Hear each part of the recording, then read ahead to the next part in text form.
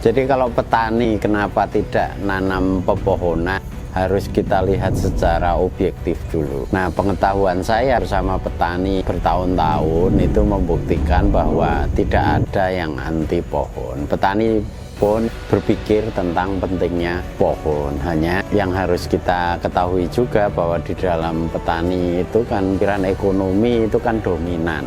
Kemudian disinilah melahirkan pertanyaan, apakah yang saya tanam atau apakah sesuatu yang ada di tanah saya dan lingkungan sekitar saya ini menguntungkan secara ekonomi atau tidak. Nah, disinilah akar persoalan mengapa kemudian para petani itu hanya menanam sayuran. Yang pertama tentu saja karena petani pengetahuannya soal budidaya pertanian ya pada kebiasaan turun-temurun. Pertanian di sini kan berbeda dengan pertanian daerah lain.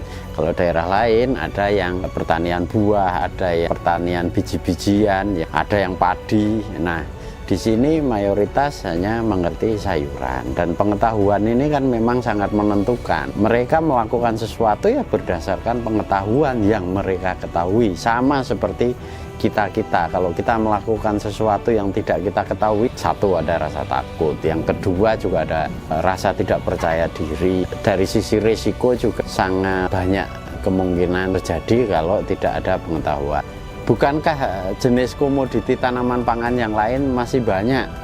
Katakanlah yang lebih ekologis seperti buah-buahan. Nah, di sini ada masalah kesenjangan tentang ilmu pengetahuan. Karena itu di sini Yayasan Odesa Indonesia itu dalam menyelenggarakan pertanian yang lebih bagus itu ya menyertakan ilmu pengetahuan, bukan hanya membantu bibit tanaman pohon. Apakah petani mau melakukan itu? Ada yang mau, ada yang tidak, itu biasa. Tapi terbukti setelah melalui banyak proses, para petani yang kebiasaannya menanam sayur ini mau menanam pohon. Kenapa mereka nggak nanam sendiri? Nggak gampang, di sini nggak ada pembibitan. Kalau membeli bibit ke jarak jauh di luar kabupaten itu jadi mahal harganya.